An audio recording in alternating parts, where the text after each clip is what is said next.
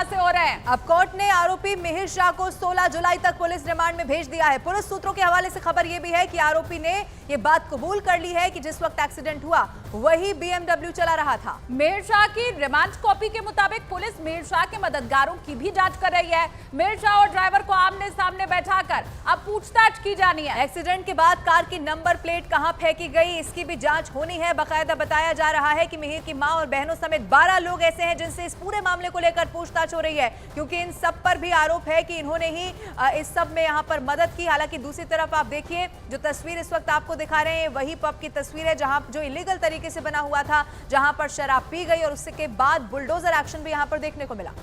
बड़ी बात यह है कि मिहिर शाह ने अब यह कबूल कर लिया है कि वो ड्रंक भी था, गाड़ी भी उस समय वही चला रहा था। मुंबई के वर्ली इलाके में हुए हिट एंड रन केस की जड़ों तक जैसे जैसे पुलिस पहुंच रही है, चौंकाने वाली खबरों का पर्दाफाश होता जा रहा है। इस मामले के मुख्य आरोपी मिहिर शाह ने पूछताछ के दौरान पुलिस को जो कुछ बताया उसे सुनकर आप सन्न रह जाएंगे।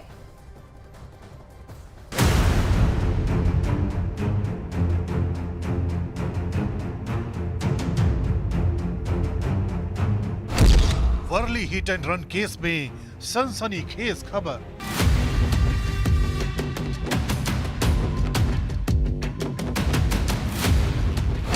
आरोपी मिहिर शाह ने कबूला रोंगटे खड़े कर देने वाला सच।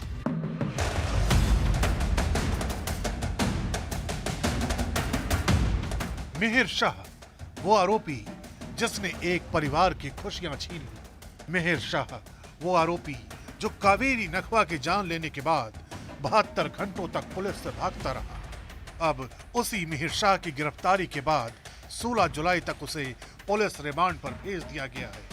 लेकिन इस दौरान मिहिर शाह ने पुलिस के सामने जो सच कबूल किया है वो मिहिर और उसके परिवार की मुसीबतों को और बढ़ाने वाला है, क्योंकि मिहिर शाह ने ये बात कबूल की है कि जिस वक्त हादसा हुआ उस वक्त गाड़ी वही चला रहा था। पुलिस को पता चला है कि मिहिर शाह ने जानबूझकर गाड़ी में फंसी कावेरी नखवा को घसीटा था। स्कूटी को टक्कर मारने के बाद मिहिर 2 किलोमीटर तक कावेरी नखवा को घसीटते हुए ले गया था। इसके बाद गाड़ी के बोनट और इंजन में फंसी कावेरी नखवा को बाहर निकाला और फिर से दोबारा गाड़ी चढ़ाते हुए बांद्रा की तरफ भाग गया। कावेरी की पोस्टमार्टम रिपोर्ट में भी पता चला है कि गहरे जख्मों की वजह से उनकी मौत हुई। मुंबई पुलिस ने अब तक इस मामले में 13 से 14 लोगों के बयान दर्ज किए हैं, जिसमें से कुछ लोग हादसे के चश्मदीद भी हैं।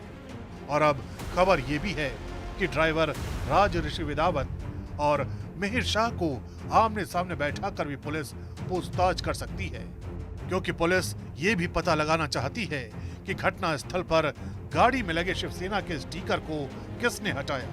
पुलिस को ये भी पता लगाना है कि घर के किस किस सदस्य ने मिहिर शाह की मदद की। इसलिए पुलिस किसी भी सदस्य को बुलाकर पूछताछ कर सकती है। मिहिर शाह ने पुलिस को ये भी बताया है कि उसके पास लाइसेंस है, लेकिन अभी तक पुलिस के पास वो लाइसेंस नहीं पहुंचा है। मिहिर शाह से पूछताछ में ये भी पता चला है कि पहचान छिपाने के लिए उसने अपनी दाढ़ी और बाल कटवा लिए थे। इसलिए पुलिस अब ये भी पता लगाएगी क्या किसी ने मिहिर का हुलिया बदलने में उसकी मदद की। उधर ये मामला सियासी गलियारों में लगातार चर्चा का विषय बना हुआ है। यही वजह है कि मिहिर शाह के पिता राजेश शाह को शिवसेना शिंदे गुट के उपनेता पद से हटा दिया गया। पार्टी से निकालना, इससे जो गुनाहगार है उसके ऊपर कार्रवाई करना, इसको प्राथमिकता देनी चाहिए।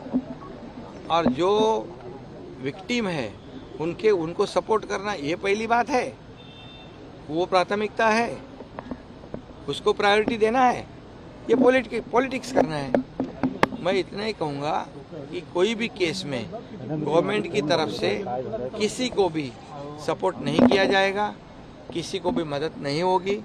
मेरे इंस्ट्रक्शन आपने देखे, पुणे में भी एक्शन हुई है और यहाँ भी आप देख रहे हैं। फिलहाल पुलिस के सामने अब सबसे बड़ी चुनौती उन लोगों तक पहुंचने की है जो इस वारदात के दौरान मिहिर का किसी न किसी रूप में साथ देते रहे।